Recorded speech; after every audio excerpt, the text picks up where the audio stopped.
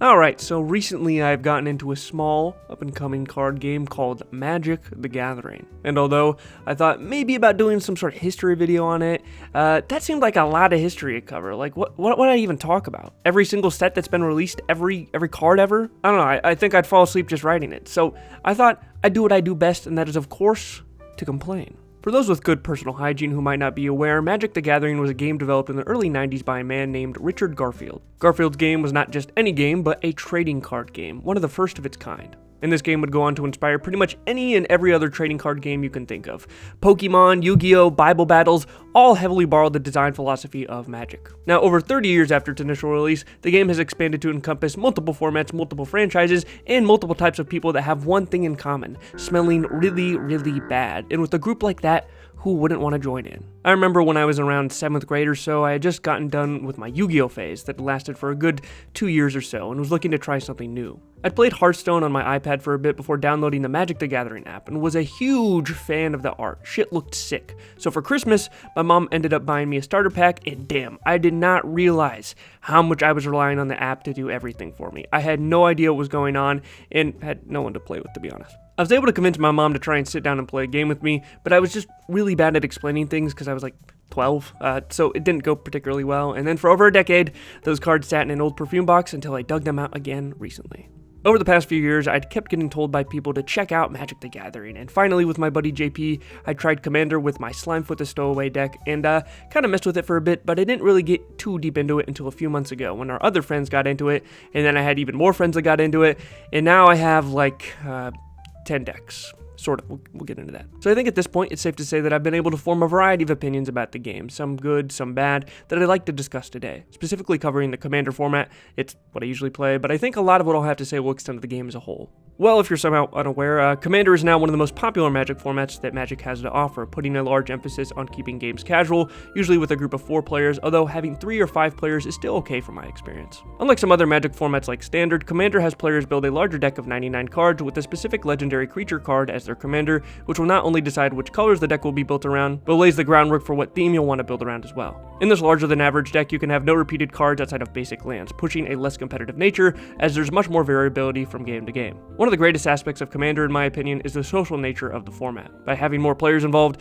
it becomes a great excuse for me and my friends to get together and just play some games. In Commander, the goals can change by the minute, as not only do you have to worry about keeping yourself alive and in the game, but you can commonly be incentivized to help other players stay in the game as well to deal with the bigger threat on the table. Things can quickly turn into matches where players are making deals with one another, debating who the largest threat on the table is, and playing in unique ways that you wouldn't normally see in a 1v1 format where the goal is to simply just win as quickly as possible. As previously mentioned, I have a whole lot of decks right now. I've honestly just really loved the deck building more than anything. Picking a commander is usually how I start this, whether it be just from looking at a card I think has cool art or has a unique mechanic. It sets a decent foundation for how you want to build your deck going forward. So far, for decks, I've got my first deck being a Slimefoot the Stowaway deck focused on healing myself and pinging enemies by killing saplings. The Animated Army Bloomburrow Precon focused on being hyper-aggressive by creating a bunch of enchantments and artifacts that can attack each turn. A slightly upgraded Food and Fellowship Precon featuring Sam and Frodo as the partnered commanders with a focus on creating a bunch of food to gain health. A Sauron Lord of the Rings deck that focuses on graveyard recursion and building a big orc army.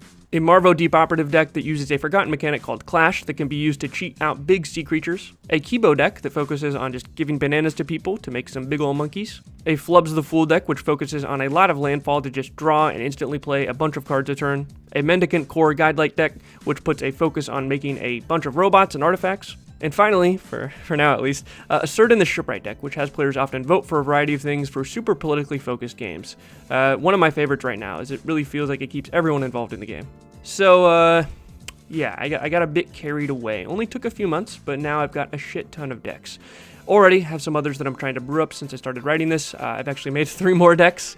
A Frog Blink deck with Clement the Worrywart, a Doc Orlock deck that focuses on playing cards from exile, and then a Ghost deck that uses the Disturb mechanic to bring cards back transformed from the graveyard. I'm still trying to find a way to make a colorless Eldrazi deck that just isn't super unfun to play against, but So far, I don't really think that's possible, but we'll see. If anyone's really curious, I'll leave a link to my Architect profile down in the description so you can check out and even use the deck list if you like.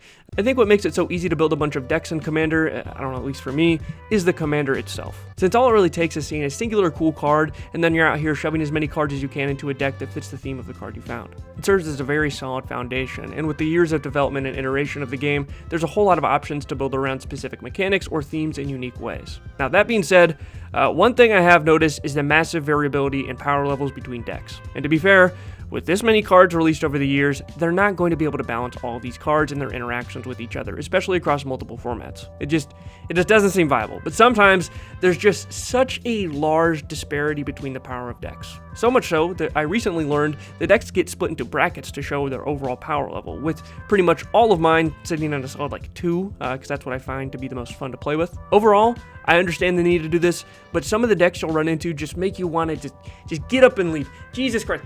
But I'd say that's probably more of a people problem than anything. I think if everyone at the table agrees to the bracket to stick to and follow, or you're okay with people breaking outside of it, then no issue. But if you're busting out some bracket 4 or 5 shit at the table on a bunch of randoms, you're just not playing things right. I just personally don't understand the desire for some people to turn the game into something close to competitive.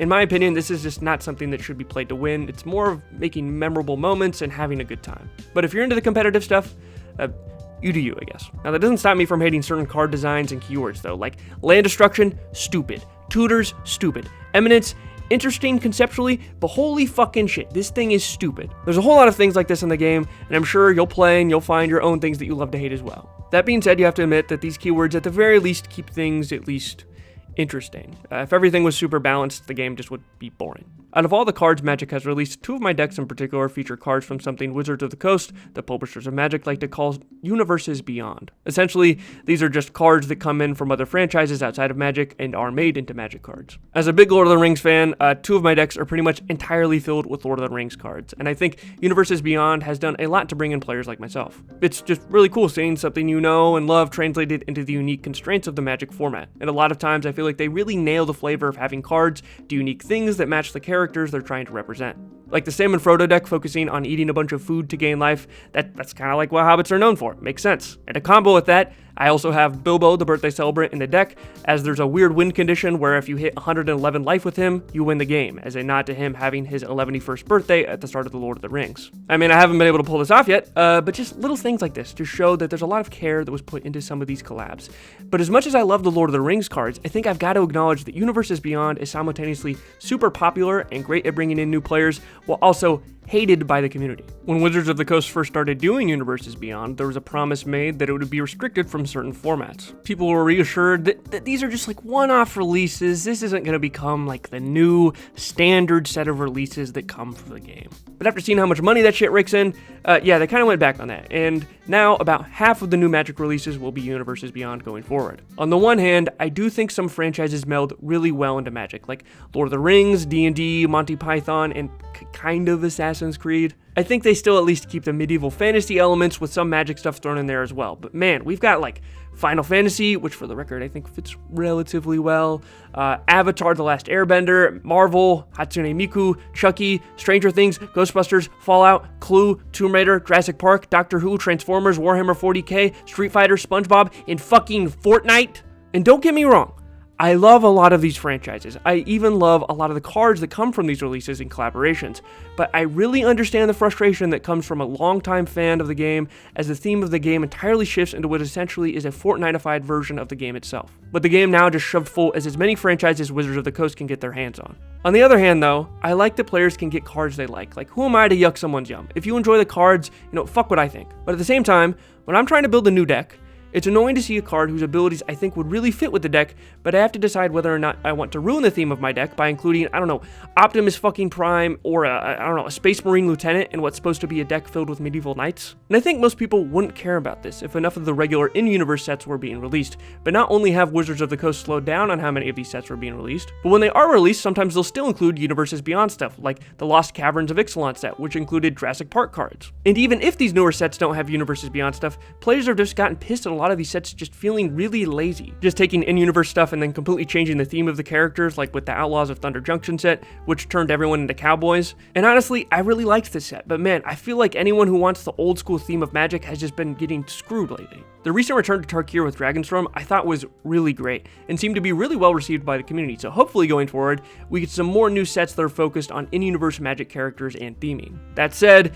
even with great releases like Tarkir, the price of Magic is just too fucking expensive. I understand that there is a lot of licensing costs for a lot of these Universes Beyond releases, but $70 for a Commander Precon is insane. And that's just MSRP. At the end of the day, these are easily going to spike in cost for at least the first month or two after the release. And if they have something really good in these boxes, that price might eventually be even higher, like with the Necron Precon in particular, which I found retailing in my local store for $180 fucking dollars. How do you tell someone who's trying to get into this game to spend this sort of money? Are we forgetting that these are pieces of cardboard with fancy pictures on them? You know, I know Wizards has to make money, but it just feels so greedy. And this problem only compounds with scalpers picking up many new releases to resell them for an even greater markup. And I mean, scalping isn't nearly as big of an issue for Magic as it is for something like Pokemon right now, but it's definitely not an issue that is relegated to that one game. In fact, and I'll happily admit this, but as much as I've been enjoying Magic, after I got 2 full decks, my Sauron and Slimefoot deck, I just started proxying pretty much everything. Only 2 of my decks have strictly real cards, everything else is simply printed on cardstock or used as printer paper slipped in front of real cards. Now, do they feel as great as real cards? Of course not. And do I wish I could get the real cards instead? Of course, but it's just too expensive to be paying this much for a piece of paper. It's the same issue with Warhammer, where after I started buying some of the stuff for it, I just bit the bullet to buy a 3D printer because it just didn't make sense to keep paying these prices for little bits of plastic. Even if they look cool, and even if I enjoy the game systems around them, it's just not financially feasible. And unlike Warhammer, I feel like the prices really affect the community of the game. With prices getting higher, it bars certain people out of the game due to its costs, which lessens the hype and turnout for releases, cuts people's ability to run drafts, and limits the ability of players to actually, I don't know, trade cards with each other. It's just disappointing, and I know it won't get better. So for now, I'm gonna just keep doing what I'm doing with proxies, with the hope that someday things might change. That's not happening. That's not happening.